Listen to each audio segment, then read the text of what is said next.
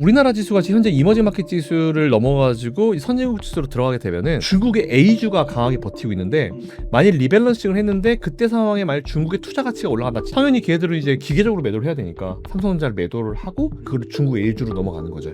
그래서 항상 수급이 항상 삼성이 꼬이는 거예요. 이머징 마켓 지수에서 나와가지고 선진국으로 들어간다, 그래도 중국보다는 훨씬 낫다, 그렇게 얘기하는 월가 사람들, 웬만한 사람들보다 트럼프 대통령이 금리나 이자에 대한 이해도는 훨씬 높을 거예요. 이걸 관세를 올리면 인플레이션이 올라갈 수 있다, 인플레이션 겨우 잡아놨는데 이게 문제가 될 거다, 이거 모르겠어요? 알아요. 그 사람 다 아는데 지금은 본인 살 깎아가지고 전체 손실을 좀 줄이겠다, 그 얘기죠. 교과서적인 거랑 실제 필드에서는 완전히 다르거든요. 너무 단순하게 관세만 가지고 경제가 돌아가지는 않아요. 시장이란 거는 정말 복잡성의 이론이거든요. 우리는 너무 걱정을 과하게 미리 한다.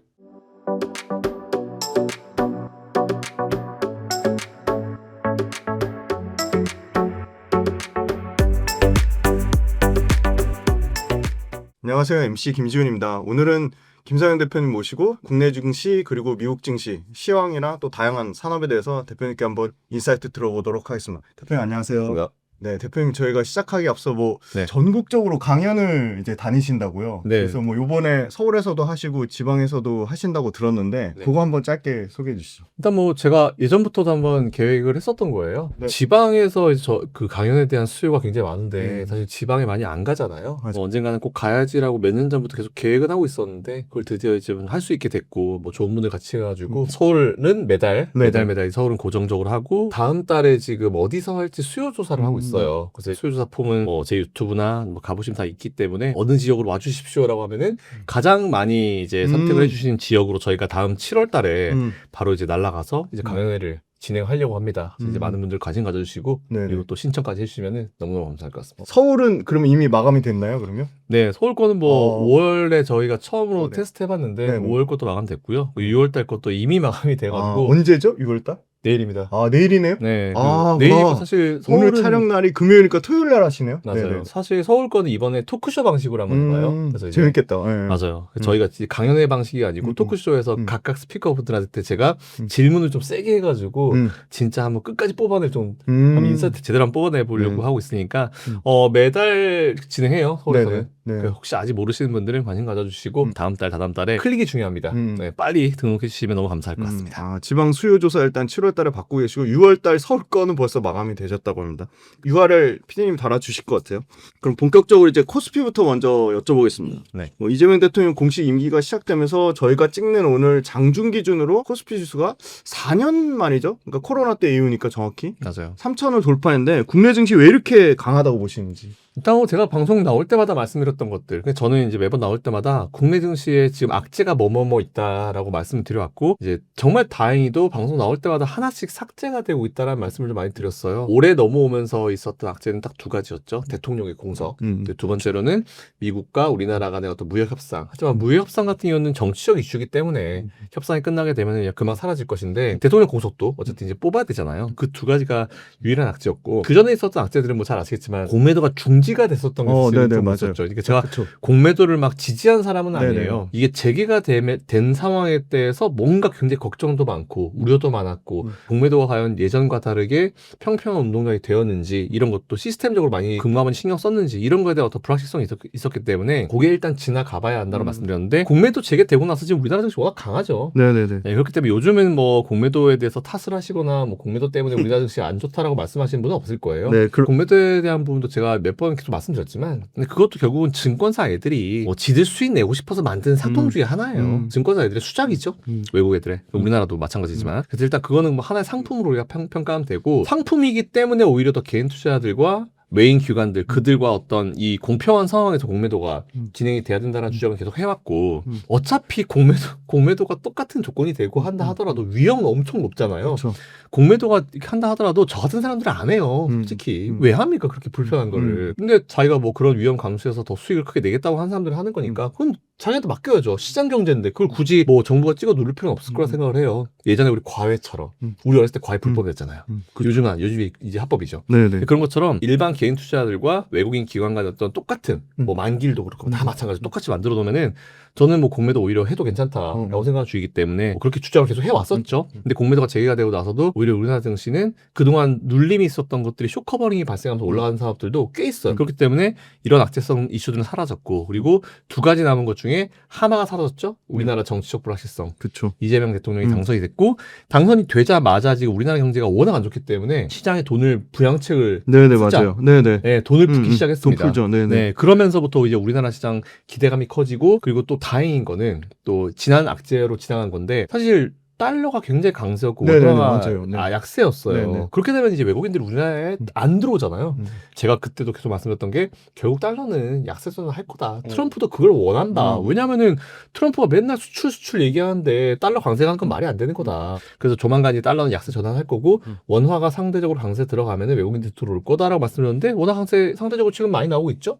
외국인들도 잘 들어오고 있고 네네. 그런 상황이기 때문에 저는 오히려 좀 좋게 보고 있고 그리고 오늘 하나 또 생각을 해야 될 게 더 있는 것 같아요. 다음 주에 아마 결정이 날 것 같은데 과연 우리나라가 MSCI 네, 맞아요. 워치리스트에 네. 들어가냐 안 들어가냐. 그렇죠. 네네네. 제가 메모해놓은 걸 찾아봤더니 2008년도에 들어갔더라고요.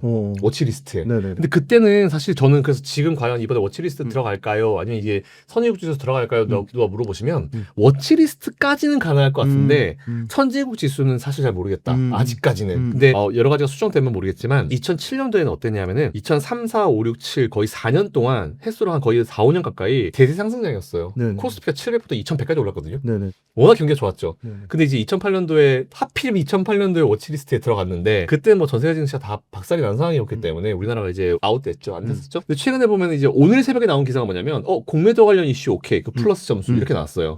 게다가 이제 외국인들이 조금 더 이제 원활하게 우리나라에서 매매할 수 있는 네네. 방법 이런 것들에 대해서 이제 아직 점수를 먹이는 것 같은데 현재 상황만 놓고 보면은 외환 시장이나 이런 것들을 봤을 때 잘하면 워치리스트에 들어갈 수도 있을 것 같다. 그리고 이게 시스템상으로 올해 2025년도에 워치리스트 들어가게 되면은 2026년도에 확정될지 안 될지 결정이 돼요. 그리고 확정이 되면 편입이 2027년부터 됩니다.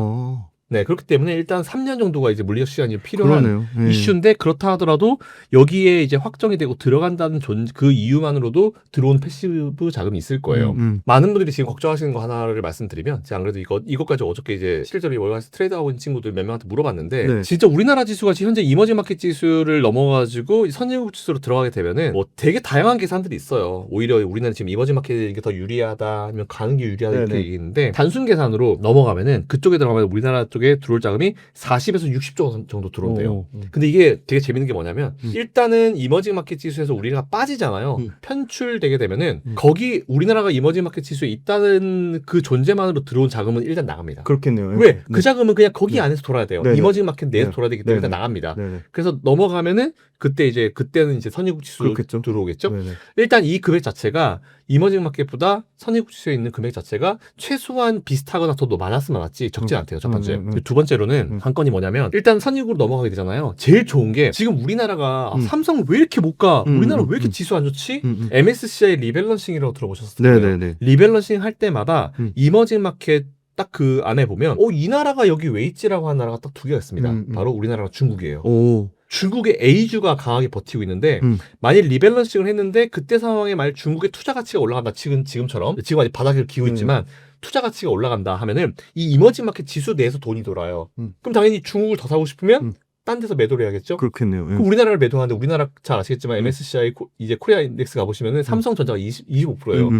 그리고 1위부터 뭐 101개, 네. 100개 정도 들어와 있는데 거기 다 들어가면 삼성은 제가 봤을 땐 전체의 한 40%, 50% 될 거예요.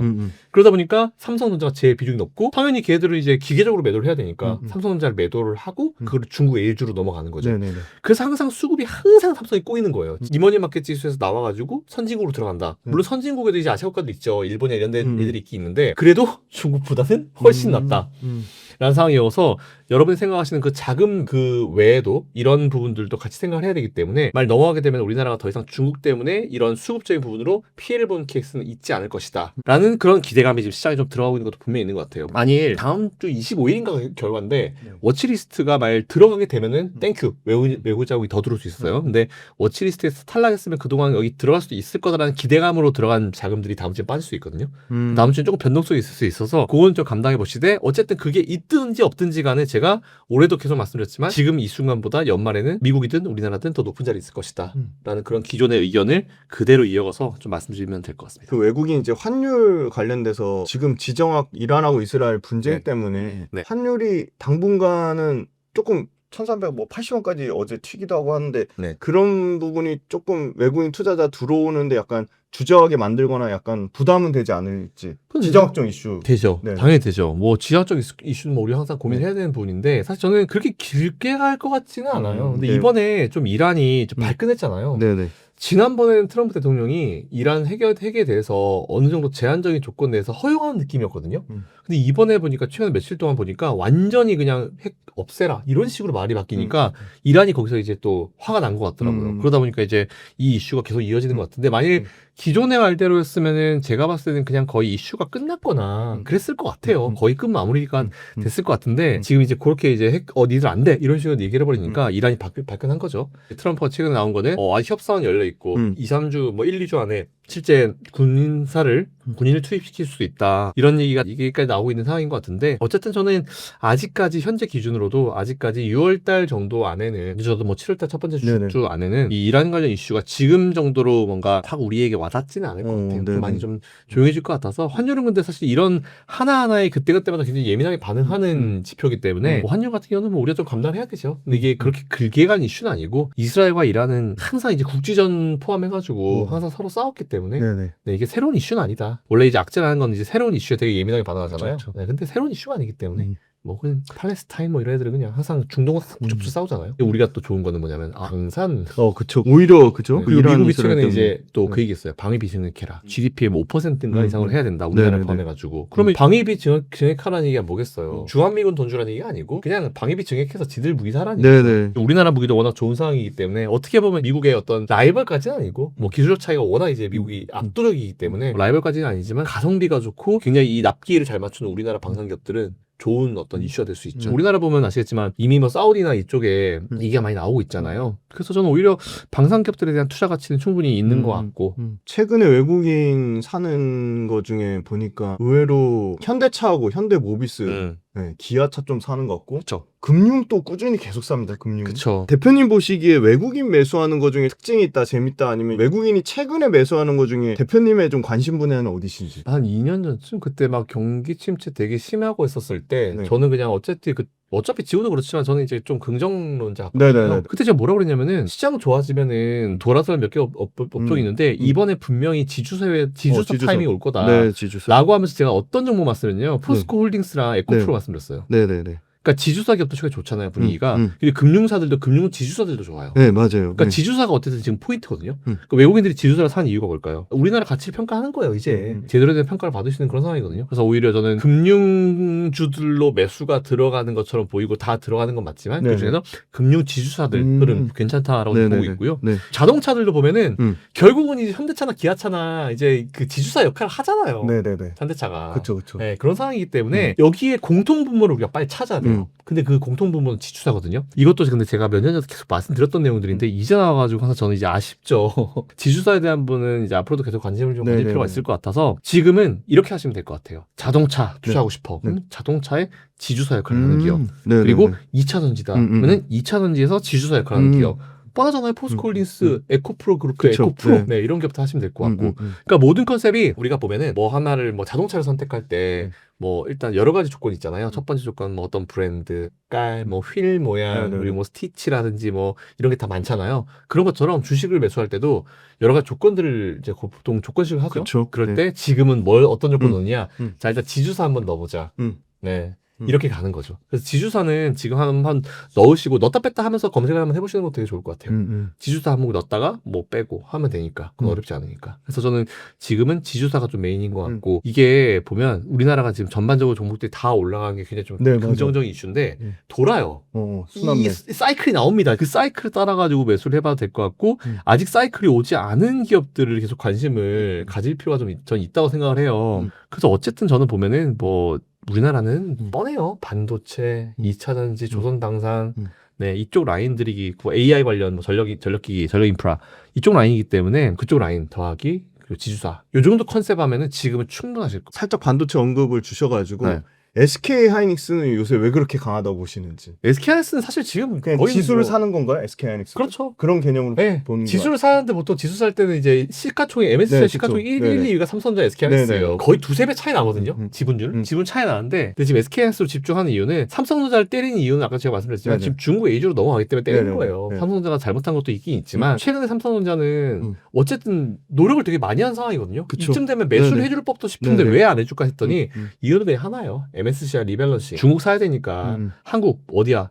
삼성 때려 이거거든요. 제가 봤을 때는 그 이유 말고 딴 건 없는 것 같아요. 일단 그거는 그런데 SK하이닉스는 어쨌든 지수를 사는 것 더하기 1번 지수 3, 두 번째는 어쨌든 지금 AI의 강자죠. 칩의 강자고 엔비디아 쪽까지 지금 계속 사업도 잘하고 있는 상황이고 이런 상황이기 때문에 이 SK하이닉스에 대한 기대감은 계속 좀 올라갈 수밖에 없는 것 같아요. 어쨌든 정권이 바뀌었잖아요, 우리나라가. 이 새로운 정권에 대해서는 어떻게 될지는 좀 우리가 지켜봐야 될 것 같긴 한데 근데 뭐 지금 정부 기조 자체가 우리나라 잘하는 거는 밀어주자 거의 이런 기조이기 때문에 옆에서 이제 참모들이 정말 이제 정확하게 이제 분석하는 사람들이라고 하면은 반도체, 2차전지, 방산, 조선 이쪽은 절대로 버리지 않겠죠. 무조건 끼고 가는 업종이 되겠죠. 네, 그래서 저는 오히려 SK하이닉스가 좋은 거는 뭐 지금까지 워낙 잘 빌드업 되어 온 네, 그런 HBM3 그리고 HBM4도 지금 먼저 하잖아요. 맞아요. 네, 그거에 대한 어떤 호재성 이슈로 보시면 될 것 같아요. 앞에 잠깐 환율 얘기는 했고 지정학적 분쟁 얘기도 했는데 저는 사실 제가 봐도 지정학적 분쟁 이슈는 그렇게 오래 가진 않을 것 같고 시장에서 기대하는 거는 사실 금리 미국에서 2번은 최소 인하할 줄 알았는데 요새 그 점도표 그거 나오는 거 보니까 한 번의 확률이 더 높아지는 걸로 알고 있거든요. 네, 좀 높아지긴 했죠. 금리 동결하면 결국은 돈 안 푼다는 거잖아요. 네. 미국은. 그럼 그게 우리나라 증시에도 미국 그 금리 동결하는 부분 아니면 금리 인하하는 횟수를 축소하는 게 국내 증시에 어떤 부담은 안 될까요? 전제 조건부터 우리가 생각을 한번 해보가면은 이번에 영국이 오늘 픽스했어요. 네네. 근데 영국이 픽스했는데 다음번에는 이제 내릴 수 있다고 얘기했거든요. 그리고 지금 전 세계 이 중앙은행장들이 공통적으로 얘기한 공통점이 뭐냐면 지금은 금리 인하기다. 파월 얘기했고 파월도 오히려 올해 그냥 2번 정도 할 것 같다라는 기존의 의견을 그대로 네네. 반복한다 이렇게 네. 얘기했고 어쨌든지 간에 이제 지금 금리 인하기이기 때문에 뭐 인상 가능성이 아예 없진 않다. 이게 뭐냐면 사람들이 이게 항상 오해하는 게 금리 인상 가능성이 없진 않다라고 하는 것에 대해서 그래? 있어? 라고 하겠지만 파월은 있어 1% 이런 느낌이죠.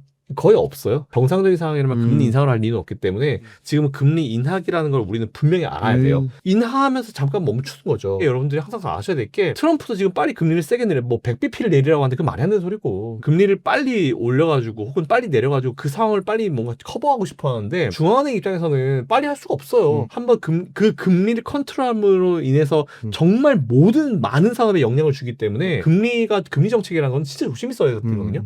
그래서 한번 금리 내려놓고 한두 달 지켜보고 그리고 금리를 내려놓으면은 그게 시장에 들어간 효과가 2, 3개월은 걸려요. 한두 달에서 2, 3개월 길게는 2, 3개월 걸리거든요. 그래서 제일 좋은 거는 금리 한 칸 내려놓고 한 2, 3개월 분위기 보고 이게 제일 좋은데 계속 때려 내리라고 하니까 계속 때려 내릴 상황은 여러분들 오히려 안 좋게 생각해야 돼요. 지금 금리를 진짜 트럼프처럼 100bp씩 따로 떨어주잖아요. 그러면 진짜 100bp를 내렸다. 그럼 시장이 어떻게 반응하는지 아세요? 위기인가? 우리가 모르는 위기가 있나? 그렇겠네요. 이렇게 반응한다니까요. 네네. 당연히 연준은 괜찮은데 굳이 뭐 안 사들어도 돼. 금리 낮추긴 낮출 거야. 근데 굳이 뭐 지난번에 아시겠지만 인플레이션 심할 때 금리 계속 때려 올렸잖아요.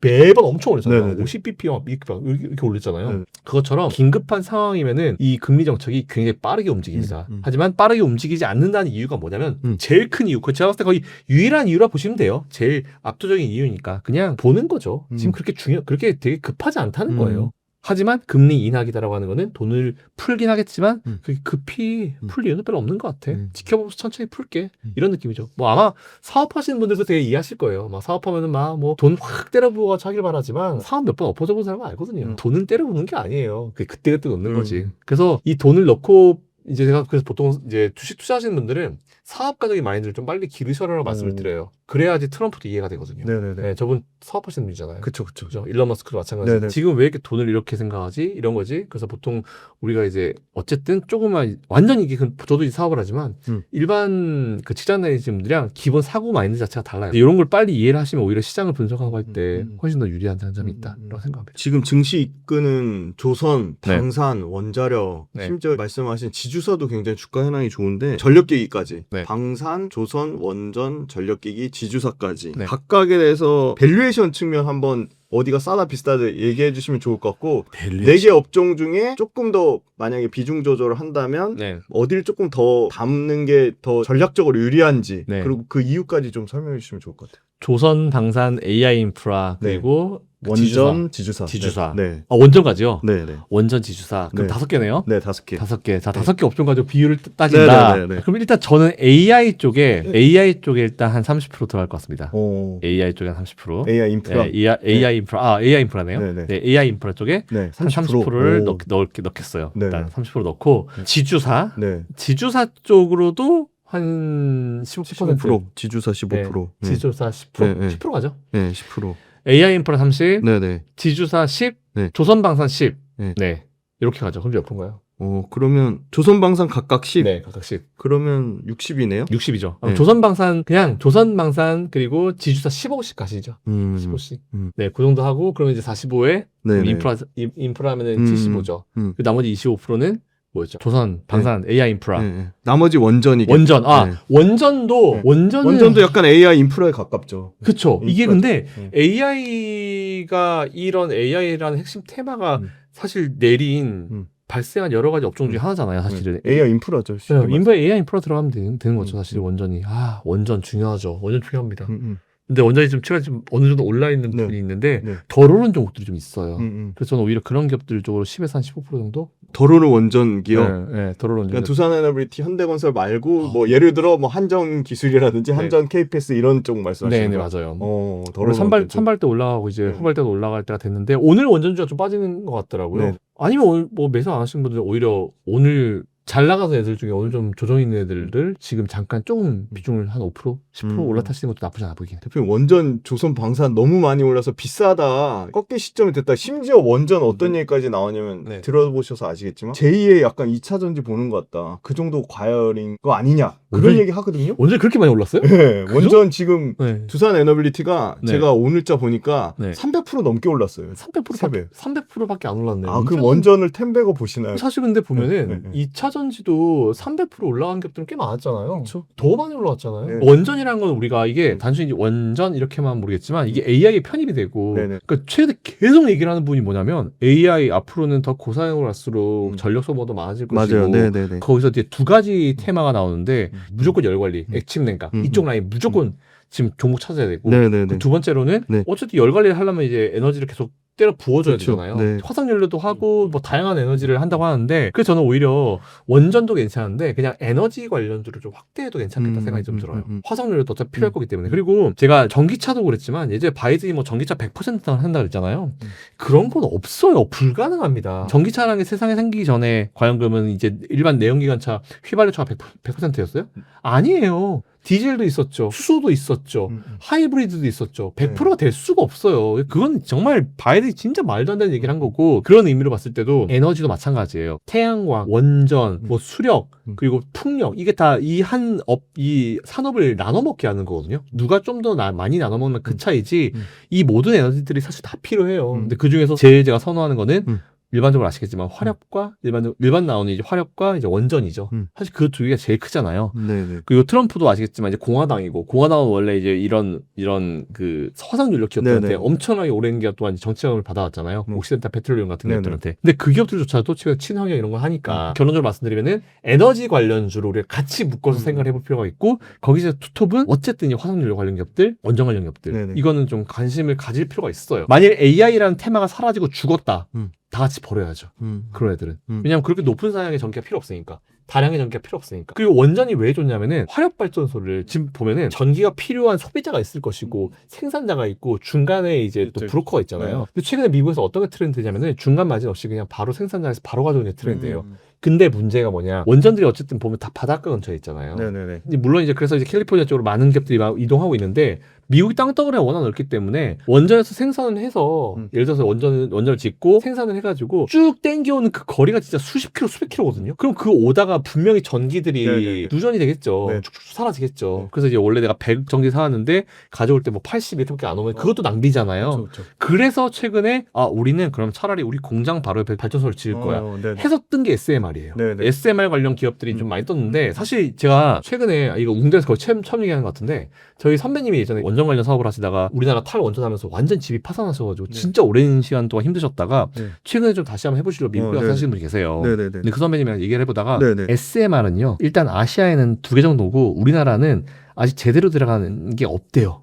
SMR 이거 되게 심각한 문제라고 하더라고요. 네네. 우리가 지금 보면 당장 SMR을 뭐 곳곳에 막 설치하고 엄청나게 네. 많이 할 것처럼 보이는데 지금 현재는 몇 개 없어요. 없기도 하고 그 기술 자체가 과연 시연이 될 것인가에 대한 어떤 의문점도 굉장히 많은 상황인데 일단 시연만 되면 좋죠. 공장 바로 옆에 증설을 건설을 해가지고 바로바로 에너지 넘길 수 있으니까. 근데 이게 과연 어느 정도까지 이제 구현이 될 것인가에 대한 부분이 있어가지고 우리가 생각한 것보다 SMR은 미래가 조금 남은 것 같다라는 생각이 들더라고요. 당장 뭐 SMR 하면 당장은 SMR 가서 지어 이렇게 할 수 있을 거라 저도 생각했는데 아니더라고요. 그게 일본이나 중국 하나 일본 하나 있었나? 네네. 이미 완성된 SMR이 네네. 그렇더라고요. 이게 현실이에요. 그러니까 현실을 좀 알았으면 좋겠다는 생각이 좀 많이 들어가지고 그렇다고 SMR 관련주들 투자하지 마시라는 말씀은 아니에요. 왜냐하면 주식이라는 놈 원래 있든지 없든지 간에 그 기대감이나 그런 것만 가지고 먼저 올라간 놈이기 때문에 그런데 SMR 이 현재 산업의 상황을 한번 실제로 보게 되면은 그렇더라고요. 그렇기 때문에 SMR 쪽에다 몰빵을 할 거야. 그건 아닌 것 같아. 없어요 아직은. 아니 그러면 두산 에너빌리티도 SMR에 대한 기대감이 좀 반영 좀 돼 있다고 보는데 대표님 보시기에 두산 에너빌리티 물론 원전이라는 에너지 메가 트렌드는 명확한 건데 두산 에너빌리티 주가만 보면 비싼 거 아닌가요? 그렇죠. 네. 좀 많이 거품이 끼고 있는 상황이 맞긴 맞아요. 근데 그렇다고 해서 여러분들 절대로 거품 끼었다고 그 기업이 나쁘다는 기업은 아니에요. 왜냐하면은 제가 자주 말씀을 드리는데 우리가 동대문 같은 데서 옷을 보통 떼와서 팔잖아요. 10,000원에 한 벌을 10,000원에 떼왔습니다. 그럼 10,000원에 그대로 팔아요? 아니에요. 20,000원, 30,000원에 팔죠. 그렇죠. 왜 마진을 남겨야 되기 때문에. 그렇죠. 기업도 마찬가지예요. 딱 밸류, 딱 북밸류, PBR 레벨 1 딱 그게 정상이 아니에요. PBR 레벨이 무조건 1 넘어가야 되죠. 근데 이게 막 14, 15 되면 부담스러운 건데 북밸류에 비해서 14배는 부담스러운 건데 한 2-3배까지는 괜찮아요. 그게 무슨 얘기다? 어느 정도 거품이 끼어있는 건 맞긴 맞아요. 근데 두산 에너빌리티 같은 기업들은 실제로 SMR 말고도 이제 매출을 만들어내는 기업이거든요. 거기에 꽂혀가지고 거기만 얘기해서 그렇지 사실은 포스코도 마찬가지잖아요. 포스코도 원래 철강하는 기업인데 2차전지니까 2차전지만 얘기만 하잖아요. 거의 CEO가 2차전지 출신이 와야 된다고 막 이런 얘기 하잖아요. 그럼 말이 안 되는 거예요. 포스코는 수십 년 동안 철강하는 기업인데 네네. 그죠? 거기다가 새로운 매출 구조로 2차전지가 들어온 거잖아요. 네네네. 이렇게 생각을 해야죠. 그래서 오히려 마찬가지로 원전도 마찬가지라 봐요. 이미 버블이 껴있다고 생각해서 너무 높다 하는데 그런 식으로 치면요. 테슬라, 엔비디아 가격은 어떻게 생각할 건데? 그러니까 지금은 여러분들이 트렌드에 맞춰야 돼요. 그러니까 공부할 때 자꾸 막 PBR 이런 걸 너무 목숨을 걸잖아요. PBR 레벨은요. 가면 갈수록 이거는 신뢰도가 떨어지고 사라질 지표예요. 네. PBR 레벨이 진짜 정확하게 모든 걸 평가하려면은 모든 기업이 공장에 다 있어야 돼요. 근데 지금 지식정보 산업이에요. 네네. 이산 대표님의 그 네네. 가치를 어떻게 정확하게 평가할 거예요? 네네네. 저를 어떻게 평가할 거예요? 네네네. 안 돼요. 근데 공장은 가가지고 컴퓨터 한 대 몇 대 뭐 이렇게 되거든요. 그럴 때 PBR 레벨이 정확한 거지. 앞으로는 게임 관련 기업들 PBR로 들이밀잖아요. 좀 그 사람이 얘기 안 해요. 저 사람 공부 안 된 사람이다. PBR이 되는 업종, 제조업종은 되죠. 근데 지식정보 산업은 안 돼요. 절대로 안 됩니다. 그렇기 때문에 너무 이런 거 하나하나 지표를 보시면서 판단할 뿐은 아니다라고 말씀드리고 그런 식으로 치면은 이런 원전 관련 기업들도 마찬가지예요. 네. 지금 기대감이 엄청 들어오고 있는 상황이잖아요. 맞아요. AI도 마찬가지예요. 네네. 지금 AI로 올라간 기업들 뭐 있습니까? 다 엔비디아도 마찬가지잖아요. 네. 그 주가 다 그거로 올라간 기업이에요. 네네네. 근데 주가는 원래 선반영이 되고 나서 네네네. 그 이후에 기업이 열심히 해가지고 어느 정도 따라가냐 못 따라가냐에 따라 네네네. 주가가 달라지는 맞아요. 거거든요. 네네네. 근데 지금 보면 테슬라 그렇게 욕먹었어요.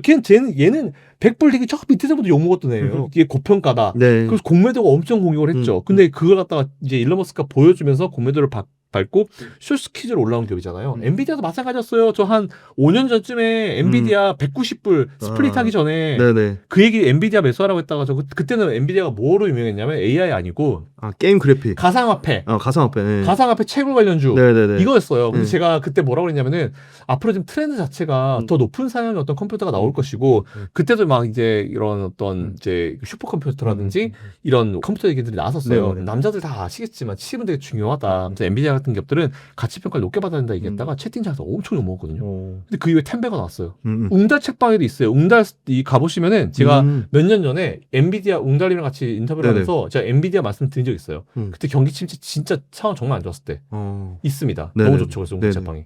그래서 이제 그런 의미로 보시면 될 것 같아서 네. 지금 이러한 원전 관련주들이 이미 슈팅은 되어 있어요. 근데 2차전지처럼 한번 너무 과하게 들어가면은 이게 잠깐 싹 들어가는 네네네. 거품이 살짝 꺼지는 시점이 네네. 있을 거예요. 근데 오히려 그 상황을 기다리시는 것보다는 지금은 좀 따라가시면서 단기 트레이딩을 하시고 거품이 좀 꺼지는 시점이 되게 되면 그때 더 매수하셔도 되는데 오히려 AI라는 강력한 어떤 테마군 내에 있기 때문에 2차전지랑 좀 다르게 봐야 될 것 같아요. 네, 저는 그렇게 봅니다. 2차전지는 전기차만 보고 갔잖아요. 네네네. 근데 지금 AI이기 때문에 AI는 대체가 없잖아요. 네, 그래서 그렇게 보면 될 것 같아요. 네. 그래서 오히려 저는 거품 별로 신경 안 쓰고 투자에너빌리티 같은 기업들은 투자해 보셔도 되고 SMR이 지금 당장 뭐 시험 가능성이 높지 않다 하더라도 그리고 그게 팩트를 한다 하더라도 투자 가치는 충분히 있어요. 충분히. 네. 다가올 미래입니다. 양자 컴퓨터도 원래는 막 젠슨형이 나와서 20년, 10년 그랬잖아요. 근데 뭐 그렇게까지 걸릴 것 같지 않다고 얘기했죠. 그만큼 지금 기술 개발 속도가 굉장히 빨라요. 그렇기 때문에 저는 오히려 원전 관련주들은 이제 관심을 계속 가질 필요가 있을 것 같고 지금 미국도 정책적으로 거의 밀어주려는 맞아요. 느낌이기 때문에 네네. 관심을 계속 가질 필요는 분명히 있다라고 생각하고 있습니다.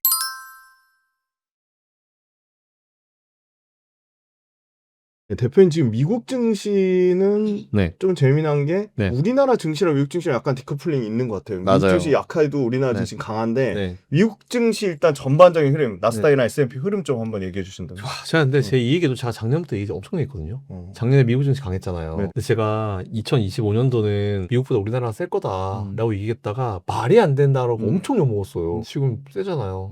근데 이게 왜 그러냐면은 당연한 거예요. 어떻게 보면은 미국 시장은 몇 년 동안 달렸잖아요. 그렇죠. 네, 그렇기 때문에 사실 올라갈 수 있는 상승폭이 어느 정도 우리나라보다는 제한된 게 맞아요. 우리나라는 후발주자여서 지금 최근에 좀 계속 강하게 또 올라오는 이유가 뒤늦게 시작했지만 너무 지금 밸류상으로 따졌을 때 너무 저평가잖아요. 우리나라 코스피 전체를 퍼나 PBR로 봤을 때 너무 저평가잖아요. 그렇기 때문에 이제 미국은 달리기를 봤을 때 100m 선에서 이미 출발해서 저기 앞에 가 있는 거고요. 우리나라는 100m 선 출발선에도 오지 못했어요. 아직. 네네. 달리기 할 거니까 출발선으로 와 해서 알았어 이거 좀 빠르게 달려오니 이런 느낌이지 달라요. 미국은 저기 앞에 가 있어요. 달리다가 힘들어가지고 쉬고 있는 애고 우리나라는 이미 이제 겨우 스타트 라인으로 가고 있는 거기 때문에 빨리 가야죠. 우리나라가 최근에 좀 강한 흐름을 보이고 있고 올해만큼은 제가 올해 초부터 작년 말부터 그랬지만 어쨌든 우리나라가 미국보다 상승폭만 따졌을 때 상승폭만 따졌을 때는 우리나라가 훨씬 나을 거다라고 말씀드렸던 부분이고 1월 달에는 잘 아시겠죠? 우리나라가 전 세계 1위였죠? 코스피 코스닥이 맞아요. 각각 1위, 3위였나? 1위, 2위였나 그랬어요. 네네네. 근데 이 흐름이 올해는 계속 이어질 수 있을 거다라고 보고 있고 어제 미국이 뭐 밤에 휴장했죠. 튜스데이로 휴장했는데 보니까 미국 쪽 말고 유라시아 쪽으로 봤을 때 유럽 다 마이너스인데 우리 코스피가 0.1% 혼자 상승했더라고요. 일본 빠지고 대만 빠지고 다 빠졌는데 중국 다 빠졌는데 네네네. 우리나라가 어제 어제 올랐어요. 그만큼 우리나라 강하다는 거죠. 지금. 네, 근데 이 흐름은 올해 내내 이어질 것이다라고 보고 있었고 일단 미국 같은 경우는 네. 많이 달렸으니까 좀 쉬는 시점이에요. 그렇다고 그러면 미국을 매도하고 우리나라로 네네. 넘어가요? 네. 아유, 그럴 필요 그건 또 없어요. 아닌가요? 네. 네네. 그래서 제가 계속 그랬지만 제가 그동안 계속 몇 년 전부터 계속 웅달 나와서 여러분들 제발 포트폴리오 투자하세요. 제발 종목 좀 나누세요. 제발 업종별로 나누세요. 이런 말씀 많이 드렸는데 반강제적으로 웬만한 투자자들이 포트폴리오가 두 개로 나눠졌습니다. 미국과 우리나라. 네네네. 나눠줬어요. 비율 그냥 유지하십시오. 5대 5면 유지하세요. 그냥 걔는 거기 놔두시고 계속 쭉 투자하십시오. 이렇게 일단 말씀드리고 싶고 미국 같은 경우는 이제 이미 많이 달렸기 때문에 상대적으로 강도가 좀 떨어질 수 있긴 있지만 이미 저기 가 있는 아이고 오히려 지금 이제 보면 미국이 시작한 이런 무역 분쟁이잖아요. 근데 여러분들이 잘 아셔야 될 게 있어요. 무역 협상이나 무역 분쟁이 미국 산업에 안 좋을까요? 안 좋을 게 하나도 없어요. 왜냐하면 그거 다 어쨌든 무역 배리어 올려가지고 엔트리 배리어 올려가지고 자국 산업 보호하는 거잖아요. 맞잖아요. 관세가 결국 그거잖아요. 자국 산업 보호잖아요. 네, 그렇기 때문에 오히려 이거는 미국 산업들이나 미국 기업들한테 호전성 이슈죠. 그래서 저는 이게 참 이거 볼 때마다 사람들이 미중 협상 때문에 미국 증시가 못 가. 단기적으로 못 가는 게 맞죠. 근데 결국은 못 간 부분은 분명히 이게 끝나잖아요. 나옵니다, 분위기가. 왜냐하면 이 협상 자체가 다 미국의 기업들을 보호하기 위한 협상이기 때문에 왜 저는 오히려 경쟁력이 있다 봐요. 그래서 지금 뭐 좀 애매한 상황이 있다 하더라도 M7 기업들 위주로 포트를 짜보시는 게 좋겠다라고 말씀을 드리지만 그 중에서 일단 애플은 빼고 애플은 여전히 계속 지금 막 헛스윙하고 있어요. 답답해 죽겠는데 애플은 빨리 팀쿡이 바뀌어야 되고 팀쿡 CEO 교체가 돼야 되는 부분인데 어쨌든 M7 기업들 위주로 뭐 대형 IT주들 빅테크 위주로 포트를 짜시면은 지금은 이렇게 좀 뭔가 머뭇머뭇거리는 분위기에서 포트를 짜주시는 게 저는 오히려 좋다라고 생각하고 있습니다. 그 미국 증시 관련해가지고 대표님 네. 자국 산업 보호 측면도 있지만 약간의 반론을 제기하잖아요. 네네네. 물가를 상승을 유발하잖아요. 다 모든 걸 네. 미국에서 엄청난 2~3배가 넘는 인건비를 들여서 미국에서 원자재를 다 조달해가지고 하면 네. 결국은 그거는 미국 소비 국가인데 네. 미국 소비자들한테 비용 부담을 전가시키는 거니까 네. 미국 경제를 더 악화시키는 부분이 있지 않을까요? 자국 산업 보호 측면보다는. 네, 그건 일단은 네. 뭐 잘 아시겠지만 이제 증권가의 일부의 의견이라 생각하고요. 그래요, 네네. 일단 지금 최근에 보시면 CPI가 올랐어요? 아니잖아요. 인플레이션 안 올랐잖아요. 그 제가 몇 달 전에도 그 똑같은 얘기를 되게 많이 했어요, 사람들이. 그 제가 트럼프가 어떤 사람이냐고 제가 설명했거든요. 트럼프가 원래 본업이 뭐예요? 부동산이잖아요. 네, 부동산. 그 제가 봤을 때는 지금 그렇게 얘기하는 월가 사람들 웬만한 사람들보다 트럼프 대통령이 금리나 이 이자에 대한 이해도는 훨씬 높을 거예요. 네네네. 그래서 지금 트럼프가 그렇게 하는 이유는 제가 봤을 때는 관세율을 좀 올려놓으면은 네. 자기들이 어쨌든 손해보는 게 줄어들잖아요. 그죠? 근데 이제 트럼프도 설마 그걸 모르겠어요? 이걸 관세를 올리면은 인플레이션이 올라갈 수 있다. 그럼 이제 우리가 인플레이션 겨우 잡아놨는데 이게 문제가 될 거다. 이거 모르겠어요? 알아요. 그 사람 다 아는데 지금은 본인 살 깎아가지고 전체 손실을 좀 줄이겠다 그 얘기죠. 한번 관세는 이제 꺾어놓으면 한번 해놓으면은 그게 네. 유지가 되기 때문에. 그리고 협상이라는 걸 하잖아요. 네. 근데 지금 보시면 협상 완료된 게 영국이잖아요. 맞아요. 네. 뭐 딱히 올라가고 있어요? 필요 없어요. 없어요. 그 우리나라 같은 경우도 지난번에 1차 트럼프 1기 때 뭐 철강에 25% 관세 먹이겠다고 했다가 난리가 났었거든요. 네네. 근데 그 철강이 관세 먹였어요? 안 먹였어요. 철강 관세 제로였어요. 대신에 이제 수출 쿼터만 제한했지. 그거 딱 끝이었어요. 근데 사실 수출 쿼터 제한도 우리나라가 뭐 미국한테 파는 게 많습니까? 캐나다가 제일 많지? 맞아요. 캐나다 반의 반도 안 돼요, 우리나라는. 그런 상황이기 때문에 이게 문제가 뭐냐면은 저도 경제학과를 나가서 다 알아요. 교과서적인 거랑 실제 필드에서는 완전히 다르거든요. 네네네. 교과서적인 부분은 그게 맞아요. 말 그대로 관세를 올리게 되면은 어쨌든 이게 수입 말가에 대한 부분도 그렇죠. 문제가 되고 인플레이션 영향이 되고 모든 것들이 문제가 되기 때문에 기업들은 그거 갖다가 당연히 소비자 가격으로 전가시키고 네네네. 소비자 가격이 올라간다 이렇게 그게 맞거든요. 근데 네네네. 실제로 넘어가 보게 되면은 각 기업들이 두 분류 나뉘어요. 첫 번째, 우리는 관세 올라간 부분을 그대로 소비자한테 전가할 거야라는 기업이 있고, 네. 두 번째, 관세 올라간 부분을 우리는 소비자한테 전가하지 않을 거야. 각 기업들도 그쪽에서 수입을 해올 때 네네. 딜을 해요. 전체적으로 미국에서 관세를 딱 먹여놓고 그 관세를 베이스로 하지만 그거를 기준으로 각 기업들도 우리 집 관세 10%잖아. 근데 야 이거 조금 이제 우리가 다른 쪽으로 해가지고 이제 해줄 거니까 이렇게 해줄 수 있어? 기업끼리도 이거를 협상을 하거든요. 제가 봤을 때는 이게 너무 단순하게 관세만 가지고 경제가 돌아가지는 않아요. 마치 볼리저 밴드 상단선을 돌파하거나 스토캐스틱 상단 돌파하면 주가가 간다. 이런 뭐 골드 크로스가 나오면 주가가 올라간다. 이런 말도 안 되는 기본이랑 똑같기 때문에 저는 단순히 그거 하나만 가지고 경제가 돌아간다? 그러면 경제 판단하기 쉬워요. 솔직히 얘기하면. 앉아서 딴 거 뭐 환율을 뭐 알아봐요. 그냥 관세만 보면 되지. 근데 시장이란 거는 정말 복잡성의 이론이거든요. 관세, 환율, 그리고 각 국가의 어떤 경제 상황이나 정치 상황, 각 기업의 어떤 상황, 기업과 기업 간의 어떤 관계, 이런 거에 모든 걸 복합체이기 때문에 제가 봤을 때는 그 하나 가지고 결정되지 않습니다. 중요한 건 맞아요. 근데 그렇게 지금 다 중요하죠. 항상 우리는 그런 효과를 좀 드릴 필요가 있을 것 같아가지고 첫 번째, 확정된 관세가 없어요. 우리는 너무 걱정을 과하게 미리 한다. 네네네. 네, 관세가 확정이 되고 나서 그 다음에 걱정을 해도 된다. 인플레이션은. 근데 현재까지는 전혀 확정된 게 없기 때문에 그거 가지고 걱정하는 거는 마치 우리 아이가 이제 뱃속에서 태어났는데 얘 나중에 서울대 연고대 못 가면 어쩌나라는 그런 정말 말도 안 되는 걱정들인 거죠. 그래서 걱정은 뭐다? 그냥 상황이 발생하고 나서 걱정해라. 미리미리부터 걱정하는 거는 어떤 사람은 이걸 갖다가 또 이게 막 리스크 관리, 사전에 리스크를 우리 차단한다. 이런 식으로 또 되게 이쁘게 포장을 해요. 근데 그렇게 포장했다가 몇 년 전에 경기 침체설 나왔을 때 저는 이거 이용해서 매수해라, 경기 침체 안 온다 그랬고 그렇게 조심조심하라 했었던 사람들, 지금 다 매도하고 기다려라 했던 사람들 지금 여러분한테 책임지는 발언해요? 다 사라졌잖아요. 방송에서 안 나오잖아요.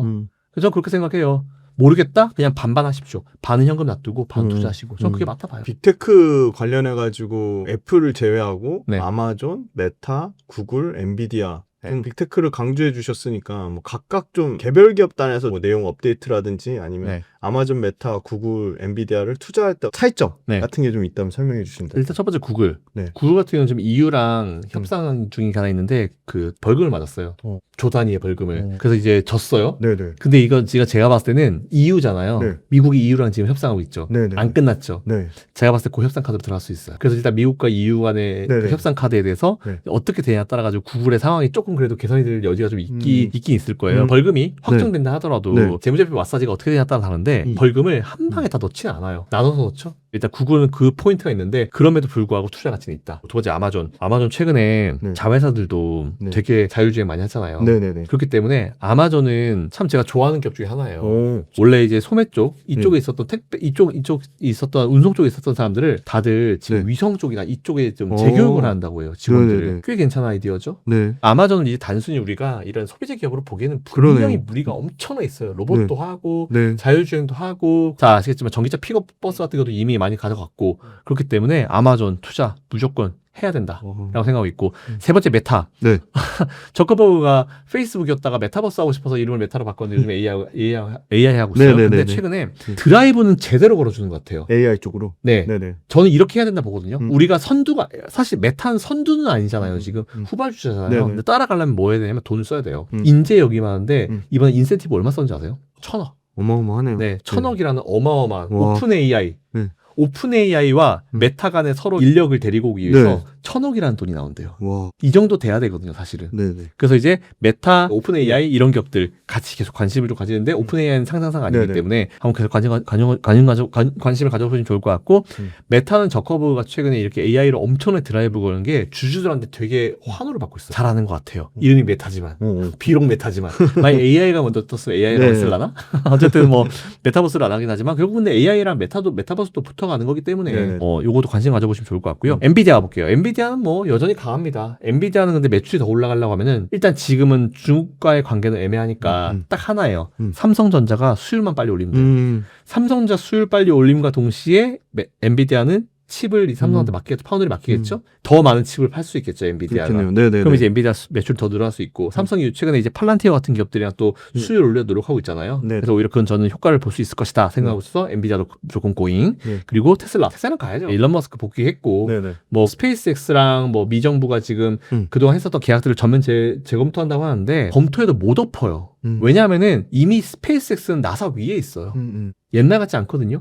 나사가 이제 스페이스X가 필요해서 같이 이제 좀 해달라고 한 상황이에요. 물론 이제 테슬라에 진행하는 모든 사업들, 스타링크, 전기차, 뉴럴링크, 자율주행 이런 것들이 모두 미 정부의 도움이 필요하죠. 왜냐하면 상대적으로 신사업들이잖아요. 70년, 80년 된 사업들이 아니잖아요. 그렇기 때문에 미 정부의 어떤 제재라든지 이런 게 필요해서 드라이버가 필요하기 때문에 어쨌든 미 정부의 관계는 계속 잘 유지할 것이고 트럼프가 한번 참았잖아요. 지난번에. 제가 봤을 때 둘이 쇼한 것 같아. 왜냐하면 둘이가 친하다고 하니까 유럽에서 테슬라 파면 안 됐잖아요. 둘이 그렇게 한번 붙어버리면 딴 데서 뭐라고 생각했어요? 제대로 싸웠네? 이제는 예전 같지 않나 보네? 이렇게 생각할 수 있거든요. 전략적이네, 굉장히. 왜냐면은 저는 왜 그런 의심을 하냐면은 트럼프 성격 되게 불같거든요. 네네. 근데 이번에 일론 머스크가 건드리지 말아야 될 트럼프의 것을 건드렸어요. 그게 뭐죠? 이거 방송에서 말했을 거예요. 아마 찾아보시면 아실 거예요. 저 그거 건드리고 나서 이거는 야 큰일 났다 싶었는데 오히려 트럼프가 되게 차분하게 난 일론 머스크 화나긴 하지만 그래도 뭐 존중하고 네가 했었던 건 이해해 이렇게 나왔어요. 네네네. 그럴 사람이 아니거든요. 네네. 붙겠죠. 욕하겠죠. 근데 이제 일론 머스크가 그동안 했었던 걸 자기는 이제 충분히 이제 인지를 하는 분이기 때문에 뭔가 둘이가 대화가 있었을 거라는 생각을 해요. 그러니까 어쨌든 일석이조죠. 완전히 이제 트럼프랑 빠이빠이 하면서 제대로 빠이빠이 할 수 있는 그런 느낌. 그래서 오히려 테슬라에 대한 투자 의견은 그대로 가는 걸로. 그리고 옵티머스가 굉장히 개발 속도가 빠르다. 이런 걸 봤을 때 무조건 얘네들은 6개는 무조건 가야 된다. 나머지 하나는 애플은 참 아쉽죠. 아쉬워요. 팀쿡을 빨리 바꿔야 돼요. 최근에 보니까 자체 칩 개발 이런 얘기 하더라고요. 네네. 어쨌든 늦게 가잖아요. 그러려면 진짜 메타처럼 돈을 때려 부어야 되는데 그것도 아니에요. 저는 오히려 제가 만일 지금 팀쿡이잖아요. 전 자체 칩 개발 안 해요. 자체 칩 개발하고 설계하는 기업이 인수를 해버리지. 시간을 줄여야죠. 후발주자면 제일 중요한 게 시간인데 시간을 못 줄이고 있습니다. 그거 하나. 또 두 번째 또 욕할 포인트. 플렉서블 디스플레이를 이제 한대요. 시장 나눠먹기 땅 따먹기 다 끝났는데 지난번에 삼성이랑 중국이랑 땅 따먹기 할 때 지들 뭐 참전하면 오히려 근데 그때는 참전을 안 하는 게 맞다 봤어요. 지들도 후발주자이기 때문에 아무리 애플을 뭐 저처럼 애플 매니아들이 봤을 때 사주긴 했겠죠. 그때는 좀 멈추는 게 맞다라고 봤는데 저는 애플이 플렉서블 말고 다른 걸 좀 개발을 하는 게 맞다라고 봐요. 왜냐면 이제 플렉서블 폰 저도 써봤지만 좀 불편해요. 수만 번 하면 된다고 하지만 힌지 중간에 가거든요, 라인이. 그래서 저도 그 라인 가가지고 한번 바꾸고 나중에 했는데 너무 돈이 아까워가지고 바꿨어요. 저도 휴대폰 이제 그걸 안 쓰거든요, 플렉서블을. 근데 플렉서블 휴대폰뿐만 아니고 플렉서블은 정말 다양하게 많이 쓰일 거기 때문에 플렉서블 관련주는 매수해야 됩니다. 디스플레이 쪽은. 근데 애플을 봤을 때는 니들 진짜 별의 별거 다 하는구나. 진짜 구멍가게처럼. 저 같은 애플 매니아들한테 판매를 해서 매출을 올리고자 하는 그 이상도 이하도 아닌 것 같아요. 애플은 항상 혁신을 만들어 했던 기업인데 혁신이 사라졌어요. 이미. 그냥 거기는 중국 판매원입니다. 세계 판매라고도 안 할게요. 그냥 중국 판매원이에요. 중국 딸고 중국 보부상 느낌이에요. 그냥 중국에 판매하잖아요. 중국에 팔기 위해서 중국이 원하는 거 많이 하고 그러고 있는 거잖아요 지금. 그러면 안 돼요 사실은. 애플은 그 어떤 기업의 눈치 보지 않고, 물론 중국 중요한 시장이죠. 근데 그러면 안 됩니다. 오히려 애플에 대해서는 아직까지 중립 의견. 왜냐면 장기적으로 보면은 매수. 왜냐면 이제 팀쿡이 언젠가 바뀔 거기 때문에.